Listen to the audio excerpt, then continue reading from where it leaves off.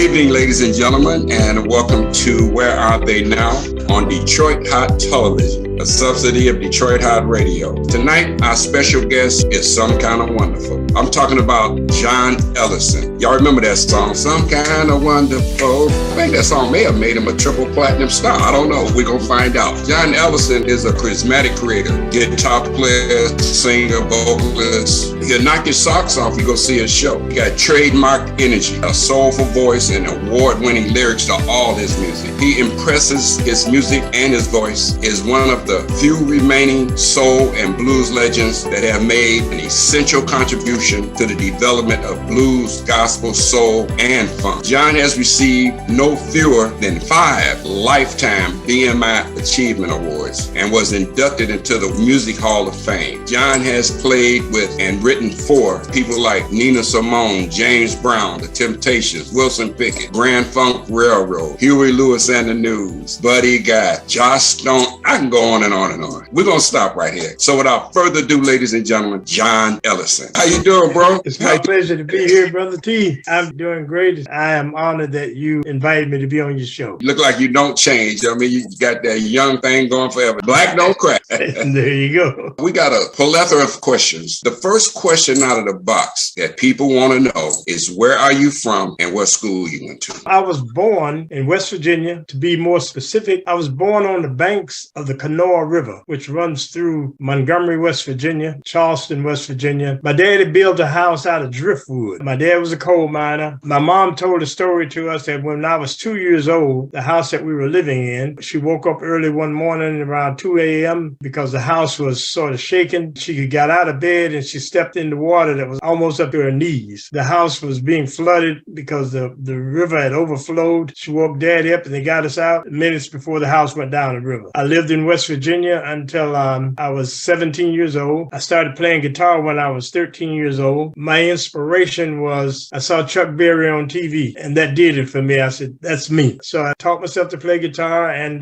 told everybody I was going to be a singer. Nobody believed me, even my parents. They thought I was joking around. But when my dad saw that I was really serious about my music, he started getting annoyed because he had 6 boys and his idea of, well, not just his idea, but most men, when I was growing up, they wanted their sons to follow in their footsteps. And my dad felt that physical hard labor is what made you a man. So when I started talking about I'm going to make money playing my guitar and singing, that didn't sit good with him. What school did you go to in West Virginia? You mean high school or grade school? You can name it from kindergarten on up. What schools? From first grade up until the 4th grade, I went to a school in a little coal mining village called Maitland, West Virginia. From grade 6 to grade 9, I went to school in Keystone, West Virginia. It was called Keystone Ekman Grade School. I dropped part of the 10th grade and I quit school because my parents couldn't afford to send us. And I dropped out of school and got a job working at a hotel from 11 o'clock at night to 7 in the morning, 7 nights a week. And every dime I made, except for bus fare, I brought it home to my parents. Oh. How old exactly was you when you decided you was going to do music? I was 13 years old. Wow. No matter what anyone said to me, they couldn't change my mind. That's why my dad became annoyed. It got so bad, he reached the point where he demanded that I don't pick up the guitar. So I used to wait until they all went to sleep, go down in the basement, take the guitar down there, and I would practice. Well, I knew after watching my dad how he was working, never having anything, and I wanted more out of life than that. And also dealing with the racism,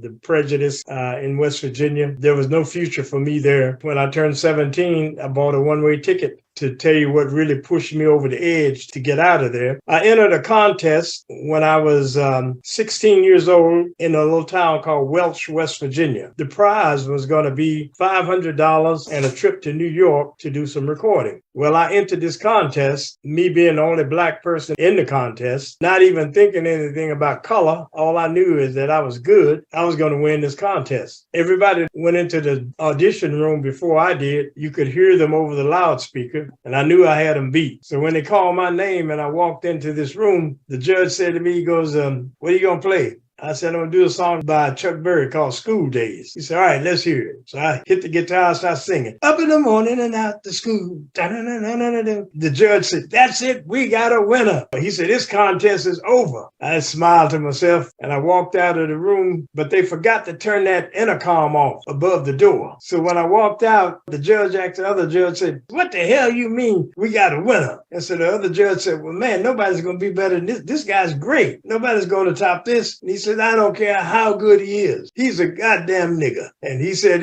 there's no way we're going to let a nigga win this contest. And man, it was like somebody put a knife through me. If I had lost because I wasn't good enough, I could have accepted that. If I had lost because I cheated, I could have accepted that. But I lost because of something I couldn't change, which was the color of my skin. But you know what it did for me? It made me angry. A few tears came into my eyes, and I looked back at that door and I said, okay, you know what? Y'all think you stopped me? I'm going to show you. You can't stop me. And I walked out of that room. 3 months later, I bought a one-way ticket out of there to Rochester, New York. I took a job working in a restaurant, washing dishes. And eventually I started going out to clubs. I met different musicians and I started jamming with them. And I met these guys that had the same vision as I had. Before I met them, I've always been focused. And I tell people all the time, you know, you are your worst enemy. Only person gonna hold you back is you. I was washing dishes in this restaurant, and also I had to clean the floors. So one day I was mopping this floor, and these two white guys came in. It was in the wintertime, and one said, oh, I'm sorry, I didn't mean to track up your floor. And I said, don't worry about it, sir. I said, I'm not here anyway. He goes, you're not here. Where are you? I said, man, I'm on stage in front of thousands of people singing. Wow. He looked at his friend, and they both laughed. They said, well, if you say so. But that's where I was. I was always in the future where I was going.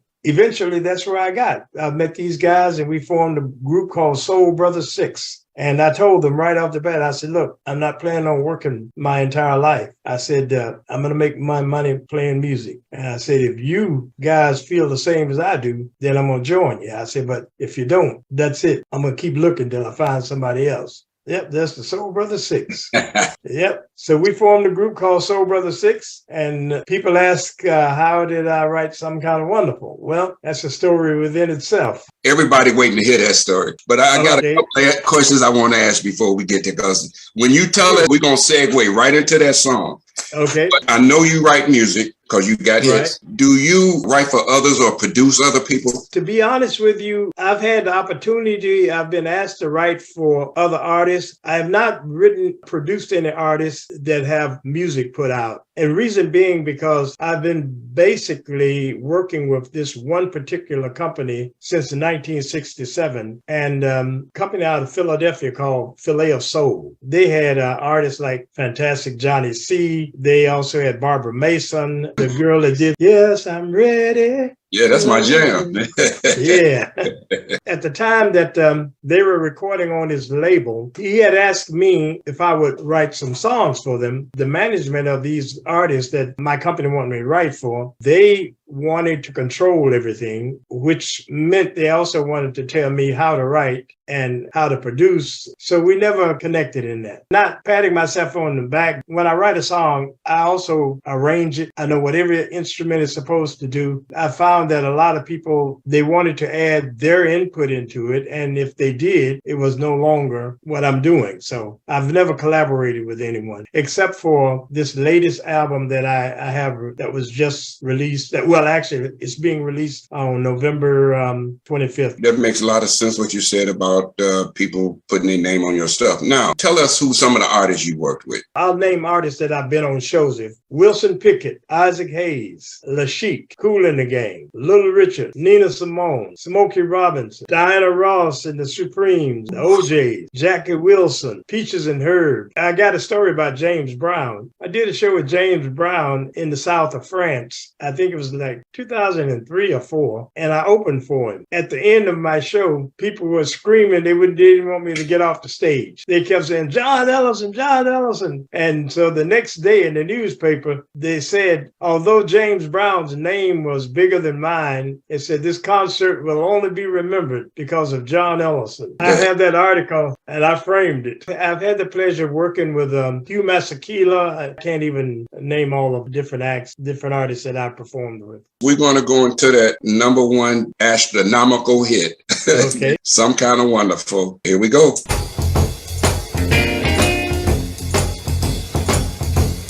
I don't need a whole lots of money. I don't need a big fine car. I got everything that a man could want. I got more than I could ask for. I don't have to run around. I don't have to stay out all night. 'Cause I got a sweet loving woman. And she knows just how to treat me right. My baby, she's alright. My baby, she's clean out of sight. Don't you know she's some kind of wonderful? Yes, she is. She's some kind of wonderful. Now, hold it, let me tell you one more thing. No. Now, when she holds me in her arms, she sets my soul on fire. And oh, when my baby kisses me, my heart becomes filled with desire. When she wraps her loving arms around me, almost drive me out of my mind. I get funny little feelings inside of me. Chills run up and down my spine.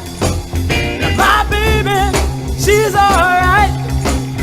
My baby's clean out of sight. Don't you know she's some kind of wonderful. When I wrote that song, I knew it was a hit, but if someone had told me then that this song would remain popular for 6 decades, and that it would be recorded over and over and over, I would not have believed it. So who all recorded that song? To date, it's been recorded by 74 artists. Woo! To name all of them, I can't name all of them. I'll name a few of them. First recording was by Soul Brother 6. The second recording was by, and I'll explain something to you. When the Soul Brother 6 first recorded Some Kind of Wonderful, because we were African American, the Soul Brother 6 version was only played on black radio stations. Maybe 1 or 2 white stations played it, but it was predominantly played on black radio stations. And another black artist recorded it that no one knows about. In 1969, Fantastic Johnny C. recorded it. He did the song called Boogaloo Down Broadway. Oh, yeah. Well, he recorded Some Kind of Wonderful in 1969. 1974, Grand Funk Railroad, who used to listen to a lot of black music, they used to play Some Kind of Wonderful in the clubs. One day, their manager said to them, "This is an amazing song. You guys need to do a cover version of it." So in 1974, Grand Funk Railroad recorded. Because they were white artists, it was played on all white radio stations all over the U.S. So when white people hear Some Kind of Wonderful, the first thing they say, "Oh, that's Grand Funk Railroad." But that song was 7 years old when Grand Funk Railroad recorded. Another artist that recorded it, a country artist, was Conway Twitty. He did a version of it. Then there's a group out of England called Paul Young and the Q-Tips recorded it. Another group out of the UK called the Inmates recorded it. Huey Lewis and the News recorded it. Joss Stones recorded it. Buddy Guy recorded it. Even Little Milton did a version of it. I tell you someone else you probably don't know recorded it. Pam Grier. What? Yep. If you go on YouTube and type in Pam Grier, you'll hear her version of it. See, who else do I know recorded the song? There's a group called Viva, V-I-V-A, a German group, recorded it. Rod Stewart recorded it. There's a couple of a cappella groups recorded it. Like I said, to name all of them, I couldn't name all. I get a check every 3 months. It'd be nice too, huh? Oh, yeah. And I've received, I'll just show you some Lifetime Achievement Awards here that I've received for writing Some Kind of One. And you can count them as I pick them up. Here's one. I don't know if you can see that. It's kind of blurry because it's shiny, right? All right, yeah. Well, this is one. It says a celebration of the arts. This is from West Virginia. John Ellison. It said Lifetime Achievement Award. Here's another Lifetime Achievement Award. This is from the state of West Virginia, signed by the governor of the state, Jim Justice. This is the BMI Lifetime Achievement Award. Again, you can't see them all. I'll just count them. 1, 2, 3, 4, 5, 6, 7, 8. One more, last but not least, that's 9. You're a national treasure, man. There's other ones in my storage room. Okay, I want to get into something that you wrote. It makes a statement about what you explained to us earlier about being Black in West Virginia and Right. went through some stuff. And the name of that song is Wake Up Call. Yeah, Wake Up Call. And we're going to put that on so people can hear some of the passion of your music. Okay. 1854. He died in 1941, passing on a dream. His oldest son was hanged in 1936 in Georgia for refusing to work overtime and for standing up for his rights. In 1955, a racist white man slit my brother's throat in a hospital in West Virginia where he worked. He was never charged. In 1969, I was hit in the left eye in Dayton, Ohio, with a beer bottle by a racist white group. I was blind for over a year. In 1971, I was refused medical treatment for third-degree burns and not allowed in a hospital in Alexandria, Virginia, because of the color of my skin. In 1998, my nephew's neck was broken by the police in Bluefield, West Virginia. It paralyzed him from his neck down. He was only 18 years old. The police were never charged. My father died in 1965, hoping his children's life would be better than his. We are tired of singing the songs, "We shall overcome." We are tired of the "I forgive you." We are tired of the injustice. We want justice now. This is a wake-up call, America. This is a wake-up call.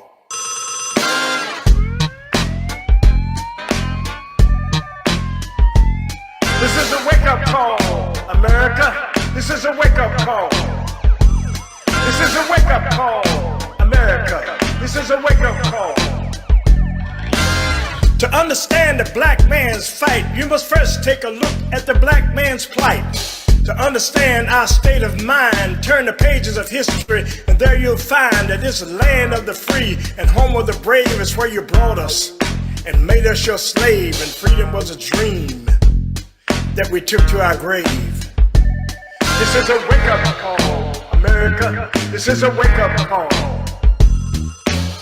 At some point you said we were free, but this has never been our reality in your sweet land of liberty. This applied to you, but not to me. We're still waiting to be set free. This is a wake-up call, America. This is a wake-up call. We salute your flag, but for us it's a lie. We died for this country. Somebody tell me why. In this country of freedom and equality, we've been treated like we were the enemy. It's a wake-up call. This is a wake-up call. What we've endured is hard to define. We have a permanent scar in our hearts and minds. But through it all, we still stand tall, and we refuse to give up, and we refuse to fall. It's a wake-up call. We'll never be silent, we'll remain outspoken. We're a symbol of endurance and we'll never be broken. Our ancestors died passing on the dream that one day we'd be free, as impossible as it seemed. This is a wake-up call, America. This is a wake-up call. This is a wake-up call, America. This is a wake-up call. We've held on to our dreams when all seemed lost. Freedom for us has been a very high cost. Things have changed, new laws have been passed, but in the race for equality, we still come in last. This is a wake-up call, America. This is a wake-up call. You have no clue what it's like having the color of my skin, because the journey into my world is a place you've never been. If you were born white, you were born free. You'll never know what it's like to be black like me. This is a wake-up call, America. This is a wake-up call. This is a wake-up call, America. This is a wake-up call. This is a brand new day. Pay attention to what I say. This is a wake-up call. This is a wake-up call. Wake up! Wow. Powerful. Powerful. Well, you know what? It's facts. My grandfather's son, which was my uncle, he was hanged in Georgia simply because he refused to work overtime. What happened was the story my dad told us that it was Friday. Everybody was, excited. It's the weekend. They were ready to go party. It was 5:00 and my uncle and my dad was getting ready to leave, and the boss told him it ain't time to leave. I didn't tell y'all it was time to leave. And my dad said, it's 5:00, it's quitting time. And the boss said, it's quitting time when I say it's quitting time. So y'all get your asses back to work. My uncle said, I got plans. His boss took out his gun and slapped him upside the head with it. And my uncle grabbed the gun from him and did him the same way. And in 1936, you hit a white man, it's a death sentence, especially in the South. So my dad and his brother left, and less than a half an hour later, a mob came to the house with guns and looking for my uncle. And my uncle had ran out into the woods, and they went out looking for him, and they caught him out there and they hung him. Mm-hmm. Yep. And my dad and another brother, they left Georgia that same night. They hopped the train to West Virginia. And that's how you were able to be born in West Virginia. Yep. What a story, man. It should be made a movie. It's funny you say that. There's already a script that's been written. And the only thing that's holding the movie back right now is because the whole industry is on strike. That's right. Yep. I wrote a book. The life story has already been written into a script for a movie. No, there's a lot there. Oh, yeah. I read up on it. Now, we got another song that we want to go into before we close the show. And okay. We'll talk about it. Get through.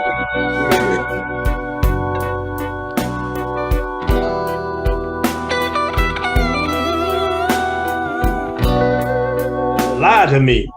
That's you on guitar, right? Yeah.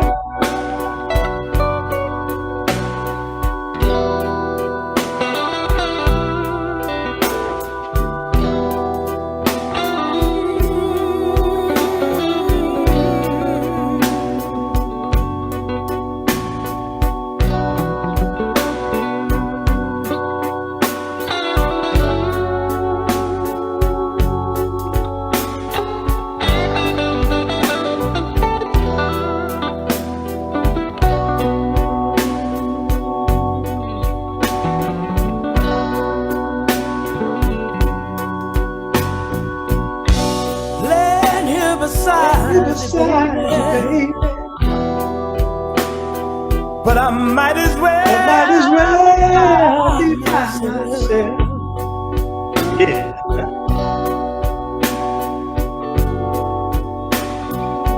You think I don't know what's going on, but I know you got someone else.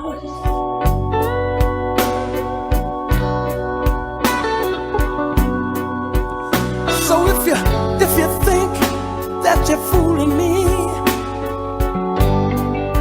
I want you to know you're only fooling yourself.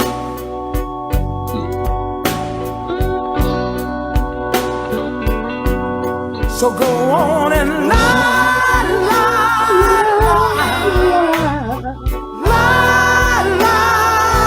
Don't lie to me. lie to me. Go on, lie, baby. Go on and lie, lie, lie. Lie, lie, lie. Lie to me.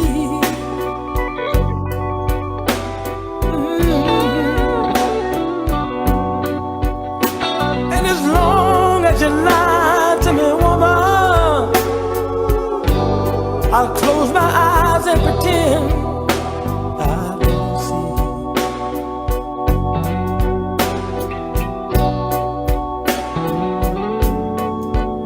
Every time that you leave me,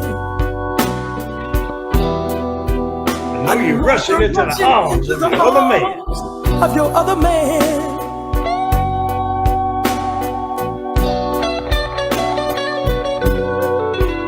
But I want you to know the game that you're trying to play. I want you to know you're holding a losing hand.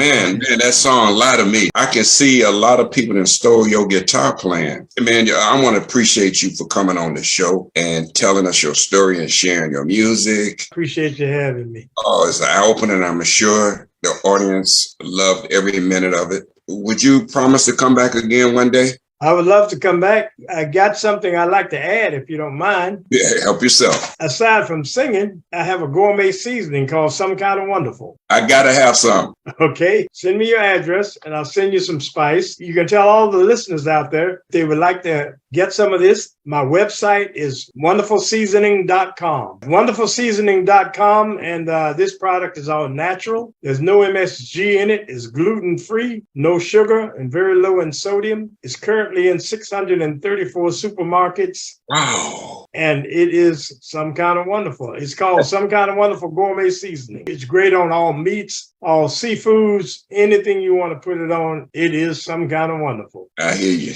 We like to always ask guests such as yourself, what advice about being successful in the entertainment industry would you like to give some of the aspiring young artists that may be listening to this interview? What advice would you give them? Number one, don't let anyone tell you what you can or what you cannot do. Don't give up your dream. There are a lot of dream killers in this world, and there will always be somebody telling you you're wasting your time, but don't listen to them. Listen to your mind, put your faith in God and faith in yourself, and you can't lose. Those two, believe in yourself and believe in God, because I can tell you where I am and what I've accomplished today is solely because of my faith in God and my faith in me. I arrived in Rochester, New York. I had $3.25 in my pocket and nowhere to stay. And God watched over me. Also, you're looking at a man that has never drank in his life. Never. I still got my first time to drink a drop of alcohol. I've never touched drugs in my life. That's why at 82 years old, I look like I'm 32. And that's why I can still jump around on the stage the way I do.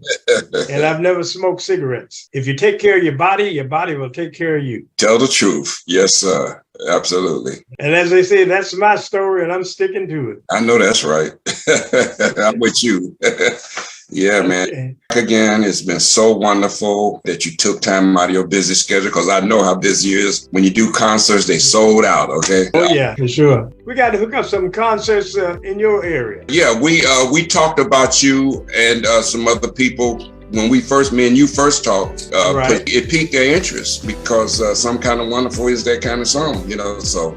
Exactly. I'm doing a show on December the 30th. It's in a theater in Sarasota, Florida. They've sold out already. Yep, they've already sold out. Everybody knows Some Kind of Wonderful.